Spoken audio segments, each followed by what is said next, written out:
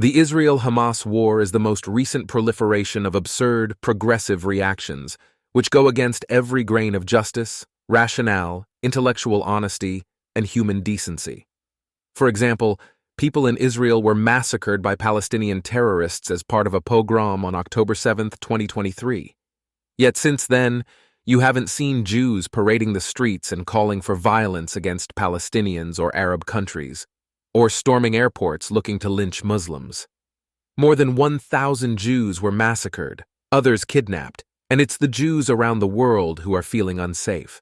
When the United Nations acts like a patented mouthpiece for Arab states and their paid-off or equally anti-Semitic sympathizers, progressives love the organization. When the UN says something in favor of Israel, it is a morally bankrupt entity that should be defunded. Which one is it exactly? People are throwing around accusations of war crimes by Israel as if war is suddenly supposed to be kind, gentle, and pleasant. I don't think most people in Israel are advocating for indiscriminately killing civilians, the way Palestinian terror groups do business. But come on now, war is war. You don't get to butcher our people and then lecture us about proportionality and restraint when we respond. Speaking of war crimes, more than 8,000 rockets have been indiscriminately fired at Israel since the start of this war. In other words, that's more than 8,000 war crimes committed by folks who claim to represent the Palestinians. But Israel appears to be the only side being accused of war crimes. From the river to the sea is the new Hail Hitler, only that the former waxes much more poetically. When asked what are the names of said river and said sea, most people have no idea. People who so proudly chant, "From the river to the sea, Palestine will be free," pretend like we don't know what this actually means. Palestinian and Jewish nationalism are mutually incompatible, which means the two-state solution is not an option. That's fine.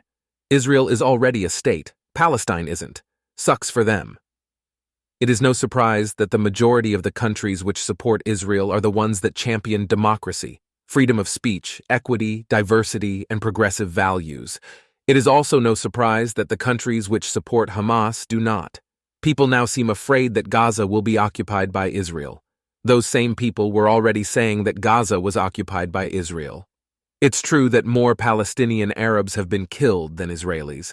It's also true that more Russians than Ukrainians have been killed, and more Germans were killed than Americans during World War II. Yet few people can identify the pattern here.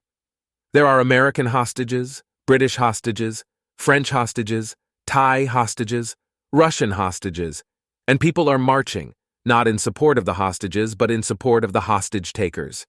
So many are claiming that Palestinian terrorists are surely treating the hostages so well. What part of terrorists do they not understand?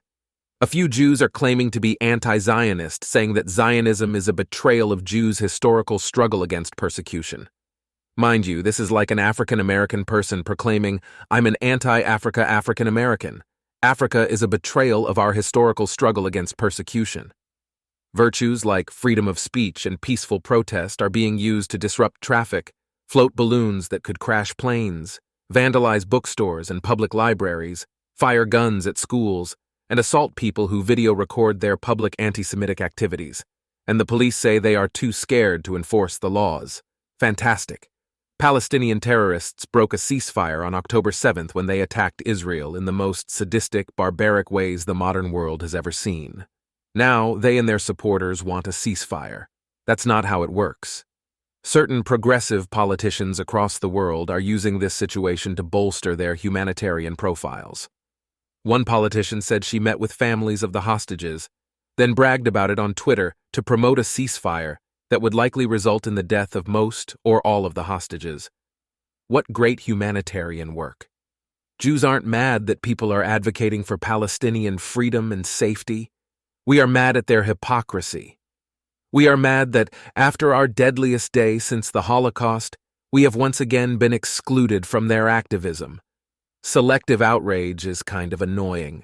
If Hitler was alive today, he would support the Palestinians' virulent, institutionalized anti-Semitism. For those who do not support Israel, they are in good company. For Jews who are saying this war is not in my name, they are absolutely correct.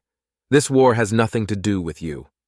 Imagine how self-centered you have to be to think that something which is happening thousands of kilometers away from you has anything to do with you. South Africa decided to bring a genocide lawsuit against Israel at the International Court of Justice, which was welcomed by progressives across the world. Mind you, in South Africa, a person is assaulted every 2 minutes, a woman is raped every 12 minutes, and a person is murdered every 19 minutes. As a matter of fact, 5 of the 20 most dangerous cities across the world are in South Africa. People who have an obsessive preoccupation with their and other people's pronouns are so intoxicated by the pro-Palestinian hoopla, they've become blinded to the reality that, for the vast majority of them, their pronouns in the Palestinian territories would be was and were. The same people who advocate for decolonization quite readily overlook the Arabs' colonization of the Levant, proving that Israel is, in fact, the greatest decolonization project on planet Earth. Palestine is the only country in the world that never existed before its so-called occupation. Therefore, the Palestinians have the weakest case among all the world's conflicts. Yet, because their opponents are the world's villains, the Jews, the Palestinians have a distinct advantage over every other conflict in the world. It seems that what the Palestinians call self-determination is really just a ploy to rid the Middle East of Jews and, in the meantime, scapegoat the Jews for their long list of insufficiencies, unfortunate miscalculations, and pathetic infighting. But sure, go on and tell us how poor, innocent, and uninvolved the Palestinians are. There's a massive disconnect between what many people in the West think the Palestinian cause is, liberation, human rights, and what many Palestinians think the Palestinian cause is, religious and ethnic revenge for losing the 1948 Israeli-Arab War, despite 5 Arab countries attacking the Jews in an obvious case of attempted genocide. But Greta Thunberg, the climate quasi-activist who suddenly morphed into a die-hard pro-Palestine champion, is all for it as long as it involves recycling.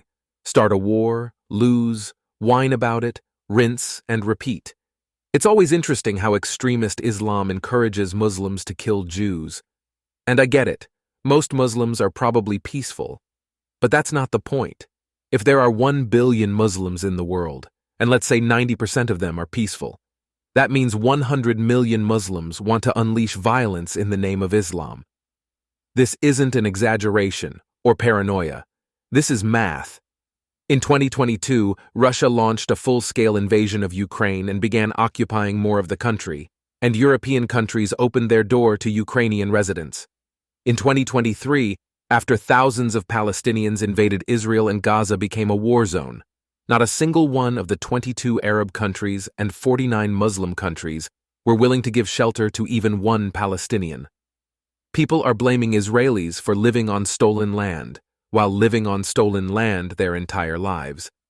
Those who condemn war at all costs are the same people who don't realize that a ceasefire would, for the time being, allow Palestinian terrorists to regroup and reload, enabling them to commit more unimaginable war crimes against both innocent Palestinians and Israelis. There's a significant group of people who have never been to Israel or the Palestinian territories, yet who think they know way more about the Israeli-Palestinian conflict than people and their families who've been living it firsthand for more than 75 years. Professors are scolded and even fired for rehashing mainstream traditional views, but revered when they openly side with the victims in the Israeli-Palestinian conflict. The Palestinians have not been permanently displaced from their homes since 1967, when there were around 1 million Palestinian refugees. Today, there are some 7 million Palestinian refugees. Math has never been my forte, but something feels off here.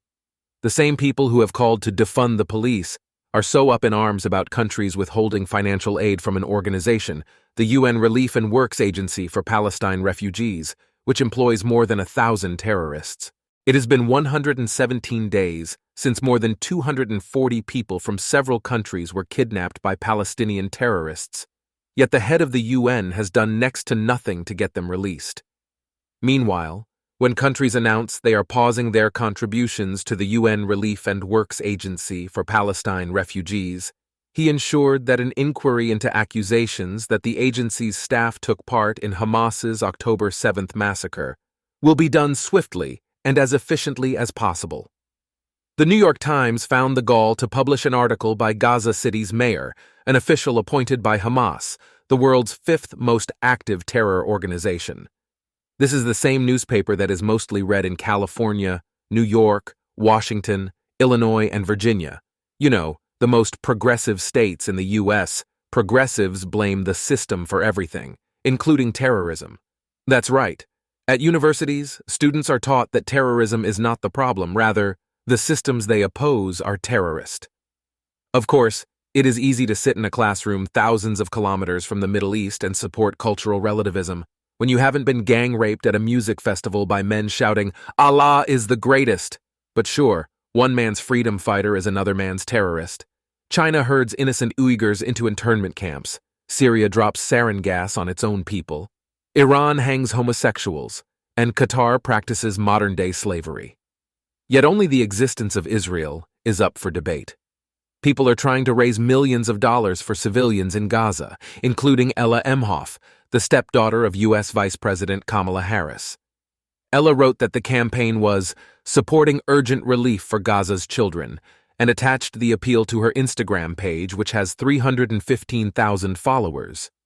Then it came out that Hamas gets $8 to $12 million per month from charities posing as humanitarian organizations to circumvent international sanctions. For weeks, media outlets have been retracting their libelous reporting about Israel, and people have been deleting their social media posts riddled with anti-Semitism. Don't you wish we Jews were better at, as people have accused us of doing for decades, controlling the media?